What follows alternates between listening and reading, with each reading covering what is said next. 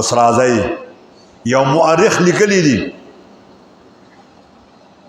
چې بس یو څو جنگجو پیدا شول ته پاکستان یو عالم دی هغه زه برطانیه کې یو سیمینار کې وم نو یو کس ما په سره پاسید په ماته وی چې مولانا ما چې څومره سټډي کړې ده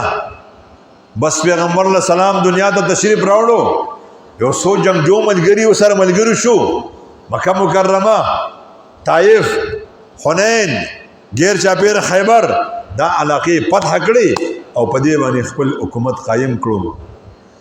هغه مولانا وی ما ورته وی چې حضرت یو تپوسو کما ته خدا را سره منی چې اوسو جنگجو وسره ملګری شو وی چې او دا منم وی ما وی چې دا سو جنگجو کمی توري په کنټرول کې راوستیو وی چې دا خو یوې توري نو راوستي په کنټرول کې دا خو د پیغمبر مصطفی احمد مجتبی سرور کائنات صلی الله علیه وسلم دا اغی اخلاق و عادات و خیون و خوبو دا خلق پخپل په پیغمبر علیہ السلام بین کړو او دا هغه مرګتیاي کړو نو چې کم محبت توري د دې زړه په پیغمبر باندې مین کړو زکه دغه خلکو بیا د مال او جان پروا نه کوله د قام قبیلی پروا نه کوله په پوره دنیا کې خوار شوی دي نن ما او تا ته اسلام د صحابه کرام مرهون منت ته چې دا وی په وجره رسول الله صلی الله علیه وسلم یو مؤرخ لیکلی چې ما د تاریخ پاڼې اړولې ما د دنیا مور بادشاہان کتلی چې څومره ویني توی کړي د خپل حکم د تنفیذ لپاره څومره بستۍ میټاو کړي څومره خلک قتل کړي راځي وګورئ چې یو سردار د کائنات احمد مجتبی رسول الملاهم رسول الرحمه دنیا تراغي په کم وسایلو چې غزوه بدر کې شپږ توري وسره وي پتن د ډېرو صحابه کرامو جامه نه وه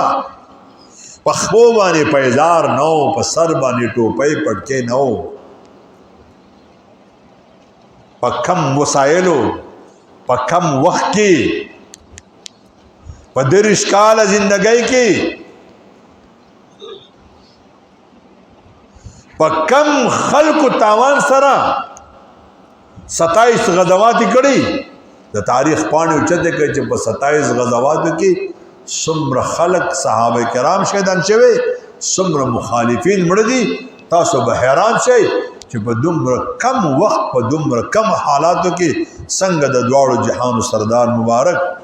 په دنیا کې امن راوس راځي لږ د صورت د پیغمبر صلی الله علیه وسلم یو لږ جلک د تخیم بیا دی سیرت ترازم زما عزیزانو صحابه کرامو مثالو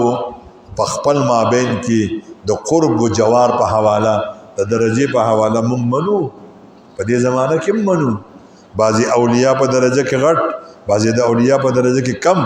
مونږ نه خټول غټي پخپل مابین کې څه کم زیات پیغمبران ټول زموږ د سر تاجونه دي صحابه کرام ټول عدول دي پخپل مابین کې درجات لري راځي یو د رسول الله صلی الله علیه وسلم صورت ته عبدالرحمن بابا فرمایي کو صورت د محمد نوې کو صورت د محمد نوې پیدا کړي به رب نو دا دنیا مصدر الحاکم کې د حدیث راغسته فلولا محمد ما خلقت آدم ولا الجنة ولا النار محمد کو ما نوې پیدا کړي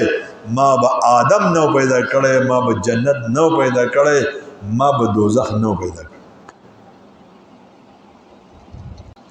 رسول الله صلی الله علیه وسلم صحابه کرام جماعت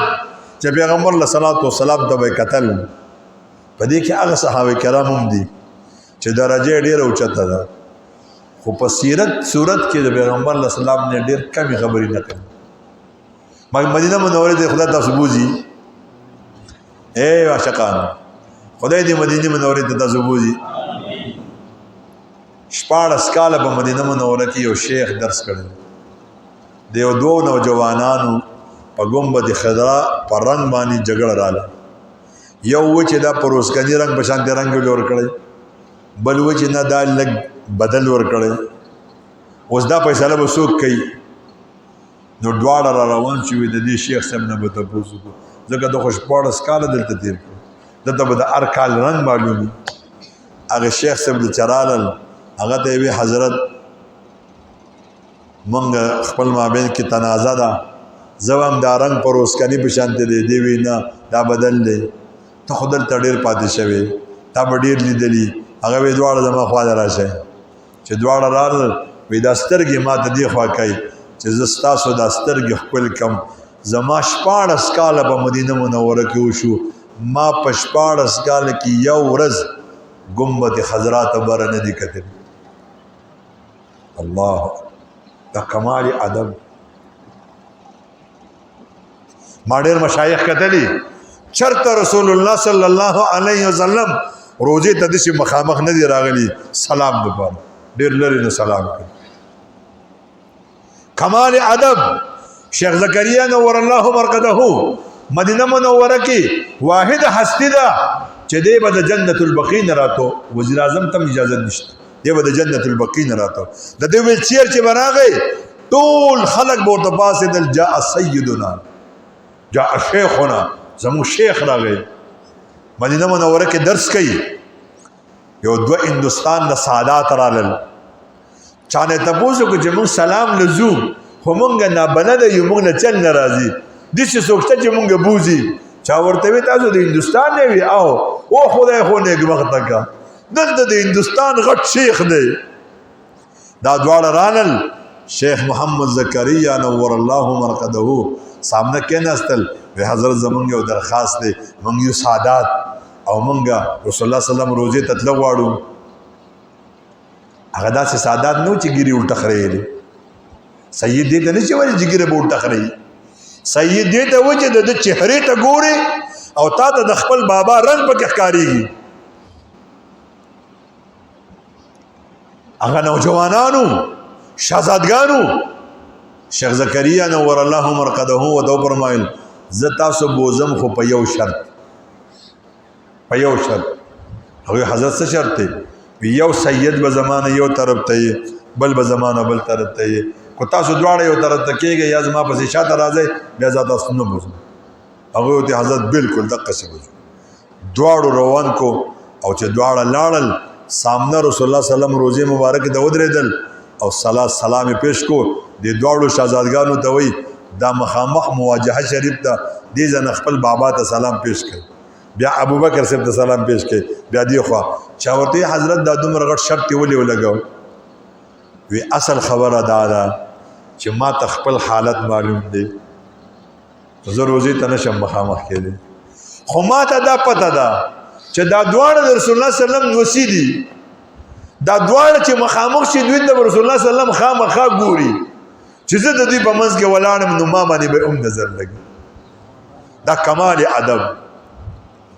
نو تاسو چې غټ غټ صحابه کرام وګورئ هغوی به چېرته د صورت په حواله باندې نقل نه کړی علما ذکر کوي د دې داسې مثال دی لکه 5000 10000 واټ بلب سره چې تاسو او موږ نږدې کینو او ستانه څوک تپوس کوي چې په دې 10000 واټ کې څو تارونه ته به ورته څه وایي لیوني هغې ته ما کتې شو ما پکې لا مزي شمارلی شو خو دننه اور کو داسې عالي رڼا یې وه چې ما ورته کتې نه شو نو چې کوم صحابه کرام رسول الله صلی الله علیه وسلم ته قرب زیاتو هغوی چېرته صورت د پیغمبر اسلام ته نه دي کتلي کتې نه شو او چې دا کم ته نه لري و دی به پې کله کله زړه ماړه و نو چا ورته لاسو ته کتلي